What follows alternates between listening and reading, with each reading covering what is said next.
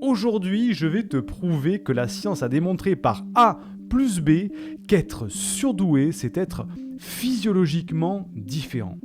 Durant près de 3 ans, une étude menée au CERMEP a analysé l'anatomie et les spécificités fonctionnelles du cerveau des enfants dits à haut potentiel. Les résultats montrent quelque chose de tout à fait exceptionnel au niveau du cerveau des surdoués. Et bien, c'est ce que je vais t'expliquer dans cette vidéo.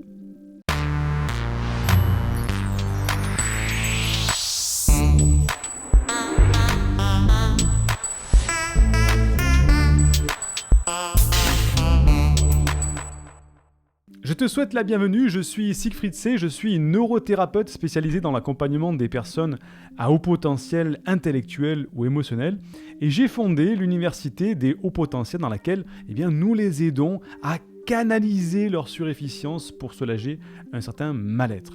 Tu sais que tu peux dès à présent télécharger une première formation offerte dans le cadre de cette campagne de sensibilisation au haut potentiel. Le lien se trouve en description de cette vidéo ou du podcast, c'est tout simple, tu m'indiques à quelle adresse je dois t'envoyer la formation et tu la reçois tout de suite. Alors, aujourd'hui, tu es peut-être intrigué, tu manques de confiance sur le phénomène de la douance et tu remets peut-être en cause la réalité de l'existence des hauts potentiels. Et c'est normal. Beaucoup d'encre a coulé dans le monde des hauts potentiels et des clans se sont formés. D'un côté, il y a le Mensa, après tu as les psychologues cliniciens et leurs tests VICE-4, tu as les thérapeutes spécialisés et tu as même certains hauts potentiels qui disent qu'être surdoué, tout le monde peut l'être, comme le dit aussi le psychanalyste Carlos Tinoco. Tu as peut-être à ce moment-là, quand tu vois tous ces clans qui se forment, une angoisse de voir s'effondrer tout ce nouveau paradigme que tu as échafaudé autour de la douance et tu te dis, enfin une réponse à mon mal-être, à ma douance, mais s'il n'y avait aucun fondement scientifique à tout ça, en fait, que me resterait-il ? Qu'est-ce qui m'arrive après tout ça, si en fait tout ça c'est que des foutaises ? Et tu te retrouves un petit peu frustré d'avoir perdu les réponses que tu te posais depuis des années. Et peut-être que si la science pouvait apporter des réponses, ça serait bien pour toi. Alors option 1, c'est le pire qui puisse t'arriver. C'est la surdouance, ça n'existe pas. C'est que de la masturbation intellectuelle ou bien c'est une solution élégante pour nommer les psychopathes ou les névrosés. Ou option numéro 2, chercher une solution, et c'est ici que la science pure et dure nous donne des réponses. Et si tu te poses toutes ces questions, ce dont tu as besoin, c'est d'une source scientifique fiable pour te prouver à toi et aux autres qu'être surdoué, c'est pas juste un délire littéraire. Cette étude apporte la preuve tangible d'une spécificité du cerveau de l'enfant à haut potentiel, avec au sein de cette population de vraies différences structurelles et fonctionnelles entre les profils laminaires et les profils complexes. Je vais tout expliquer. Donc, selon une étude menée durant 3 ans à Lyon, qui a été cofinancée par la fondation Apicil, le cerveau des hauts potentiels fonctionne différemment. C'est Fanny Nussbaum et Dominique Sapé-Marinier qui apportent des réponses. Fanny est psychologue, docteur en psychologie, sophrologue, hypnothérapeute, thérapeute familiale et chercheur associé en psychologie et neurosciences à l'Université Lyon 2 et au CHU de Lyon. Et Dominique est chef du département IRM du CERMEP, dans ce qu'on appelle l'imagerie du vivant. Il est aussi enseignant de biophysique à la faculté de médecine Lyon-Est et chercheur en imagerie médicale à Créatis de l'université Claude Bernard Lyon 1. On n'a pas affaire au premier venu. Donc, l'idée de base, c'est qu'ils ont voulu mettre à l'épreuve, c'est est-ce qu'il y a vraiment une distinction entre les hauts potentiels intellectuels et les hauts potentiels émotionnels, en gros entre les laminaires ou les complexes. C'est avec l'aide d'Olivier Révol, qui est chef du service des troubles de l'apprentissage de l'enfant et de l'adolescent de l'hôpital Fermer à Bron, Eh bien, ils se sont dit qu'il serait intéressant de voir si leurs observations cliniques, de terrain comme ça, avec des analyses, des tests, coïncidaient avec une réalité neuroscientifique. Et en 2010, ils ont décidé de mener une étude par neuroimagerie pour mieux comprendre le fonctionnement cérébral des enfants, dit à haut potentiel. Alors la neuroimagerie, c'est l'ensemble des techniques issues de l'imagerie médicale qui permettent d'observer le cerveau, et en particulier lorsqu'une personne exécute une tâche cognitive. Mais ils ont surtout voulu comprendre les caractéristiques neuronales spécifiques à chacun des profils complexes et laminaires, en comparaison avec une population de contrôle, c'est-à-dire des enfants au développement cognitif standard. Donc, avec l'aide du test VISC, le test VISC c'est l'équivalent du test de QI VICE-4 pour les adultes, donc le test VISC c'est pour les enfants, ils ont sélectionné 3 populations composées chacune d'une vingtaine d'enfants. Les complexes, les laminaires et les enfants contrôle afin d'entamer leur étude. Et là, les résultats ont été sidérants. Alors, première chose qu'ils ont mis en évidence, les IRM pratiqués ont démontré des différences majeures dans le fonctionnement du cerveau. Première constatation, l'IRM réalisé par Dominique Sapé-Marinier a permis de montrer clairement que les enfants à haut potentiel présentent une connectivité cérébrale bien plus importante que les enfants au QI standard dans plusieurs régions cérébrales, comme le corps calleux qui relie les 2 hémisphères, et dans d'autres différents faisceaux aussi, mais aussi entre un hémisphère et l'autre. Donc ça veut dire quoi ? Première constatation, le transfert d'informations est plus rapide au sein d'un même hémisphère. Deuxième constatation, l'étude montre pour la première fois qu'il existe des différences cérébrales entre les enfants complexes et les laminaires. La connectivité est plus importante dans l'hémisphère gauche des complexes et dans l'hémisphère droit des laminaires. Troisième constatation avec l'IRM fonctionnel, on observe chez les 2 publics, les laminaires et les complexes, une augmentation d'activité dans les cortex insulaire, temporal et pariétal. Alors, le cortex insulaire, c'est une partie du cortex cérébral, dans la zone basse du cerveau, qui constitue l'un des lobes du cerveau. On a plusieurs lobes dans le cerveau, et c'est un petit peu le lobe qui est en dessous. Ces différentes zones corticales correspondent aux zones où émergent les grandes sensibilités émotionnelles, qui permettent aussi une meilleure perception et des capacités accrues de mémorisation et de linguistique. Conclusion par rapport à ça.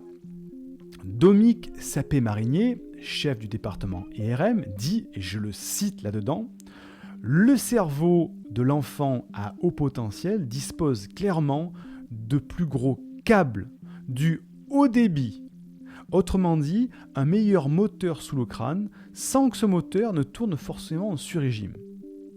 Dans le cas des complexes, il arrive plus souvent que ce moteur s'emballe et perde contrôle, en particulier sous l'effet des émotions. » Fin de citation. Ce qui sous-entend que le profil laminaire, le HPI, vit un petit peu mieux sa douance. Les autres différences entre laminaire et complexe, parce qu'il n'y a pas que celle-ci, il y en a d'autres que je vais te donner. Première différence, Dominique Sapé-Marinier et Fanny Nussbaum aussi se sont aperçus que les complexes avaient une connectivité plus élevée dans l'hémisphère gauche, l'hémisphère du langage, l'analyse objective, alors que les laminaires utilisent plus l'hémisphère droit, l'hémisphère qui contrôle les capacités visuospatiales et permet une analyse objective, et le mot est important. Ce qui signifie quoi ? Ça signifie que les complexes sont plus centrés sur eux-mêmes, plus indépendants et donc moins adaptés socialement. Ils sont en décalage avec la société, ils sont, on le voit maintenant, souvent adulés ou souvent détestés. Les laminaires, donc les HPI, sont davantage ouverts sur les autres, davantage dans l'empathie. Ils analysent les informations sans a priori, objectivement, avec une vraie faculté d'adaptation qui leur permet de souvent faire l'unanimité. En résumé, le complexe est dans le subjectif, sans filtre émotionnel, sans inhibition, alors que le laminaire est dans l'analyse objective, le contrôle intérieur. Donc, il n'y a pas que ça. Certaines zones sont moins actives selon les deux profils.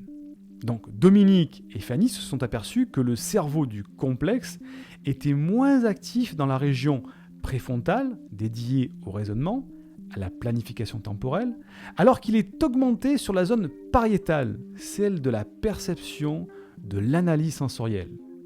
C'est aussi la zone de la pensée automatique. A l'inverse, le cortex orbitofrontal, qui gère notamment la motivation, est moins proéminent chez les laminaires. Il semble donc moins en mesure d'être motivé sans sollicitation de l'environnement. Alors, je décode ce langage un petit peu scientifique. Le complexe a une faculté d'intégration plus grande, mais parfois imparfaite. Le laminaire est plus réaliste, plus cartésien et moins centré sur l'émotion, moins à l'écoute de lui-même aussi.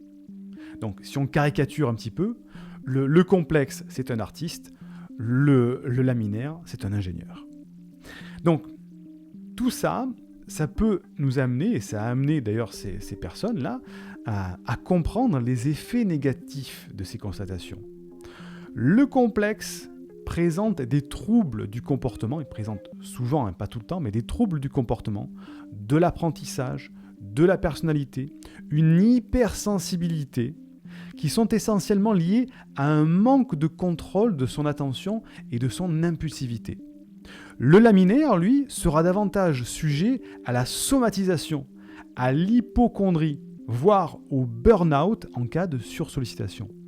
Il peut aussi être plus sujet aux addictions, comme l'alcool, la drogue, pour suppléer le manque de sensations émotionnelles. Alors, les bénéfices de tout ça quand même. Si on voit par exemple qu'une partie du cerveau est en sous-activité, donc il sera possible de corriger cette déficience avec des exercices précis. Par exemple, un complexe à l'imagination débordante sera beaucoup plus sensible à l'hypnose, alors que celui qui souffre d'inhibition ou d'un déficit d'attention aura davantage intérêt à faire de la remédiation cognitive. A l'inverse, l'hypnose sera aussi très utile au laminaire pour développer l'imagination, le reconnecter avec son moi intérieur. Conclusion, eh bien, ces études, apportent la preuve tangible d'une spécificité du cerveau de l'enfant et donc de l'adulte au potentiel, avec au sein de cette population de vraies différences structurelles et fonctionnelles entre le laminaire et le complexe.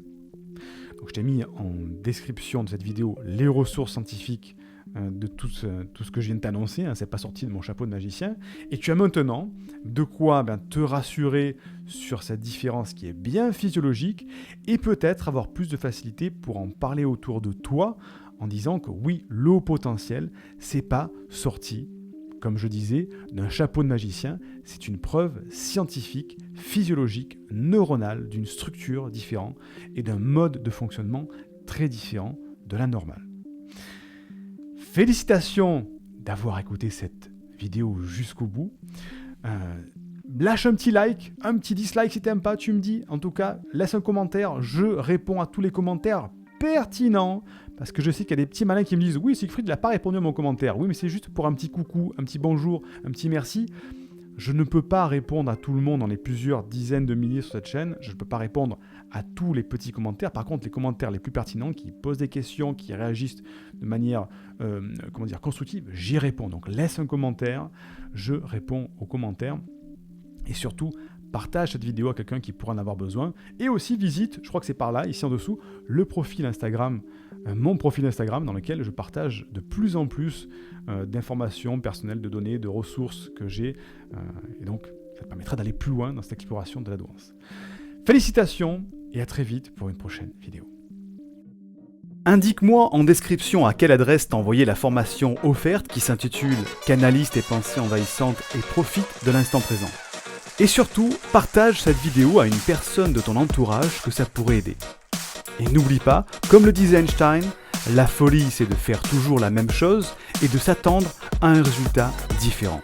Si tu veux t'épanouir avec ta douance, c'est le moment d'utiliser le bon mode d'emploi, celui qui fonctionne avec toi, et de changer pour faire de cette terre un monde meilleur.